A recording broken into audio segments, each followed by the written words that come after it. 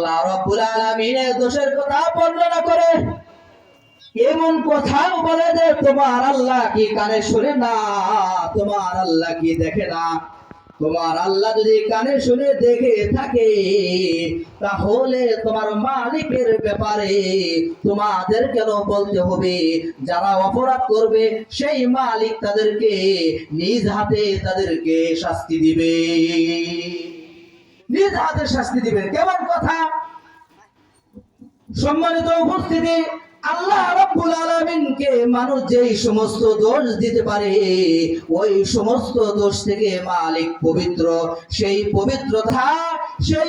পবিত্রতা বর্ণনা করার জন্যই আল্লাহ রাব্বুল আলামিন তাবারাক শব্দ ব্যবহার করেছেন। পৃথিবীর মানুষেরা মালিককে দোষ দেয়, পৃথিবীর লোকেরা, পৃথিবীর মানুষেরা মালিককে দোষ দেয়। মালিকের ছেলে সন্তান আছে, মালিকের স্ত্রী আছে, এমন মন্তব্য করে।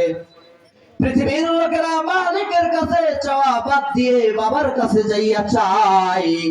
আল্লাহ রাব্বুল আলামিন বলতেছেন, হে পৃথিবীর মানুষেরা, আমি আল্লাহ রাব্বুল আলামিনকে তোমরা যেই সমস্ত দোষ দিতে পারো, আমি মালিককে যেই সমস্ত আইব তোমরা লাগাইতে পারো, আমি আল্লাহ ওই সমস্ত আইব থেকে, দোষ থেকে আমি মালিক পবিত্র। সেই পবিত্রতা বর্ণনা করার জন্যই আমি আল্লাহ রাব্বুল আলামিন তাবারাকা শব্দ ব্যবহার করেছি, তাবারাকা শব্দ ব্যবহার করেছেন।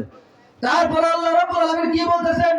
আল্লাযী বিয়াদিহিল মুলক ওয়া হুয়া আলা কুল্লি শাইইন কাদির।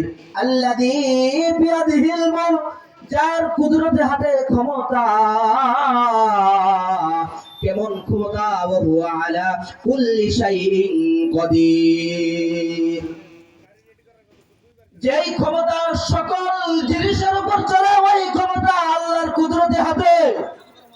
আমাদের সামান্য, আমাদের দুনিয়াবি কিছু ক্ষণস্থায়ী জায়গা পেয়ে আমরা এমন ক্ষমতার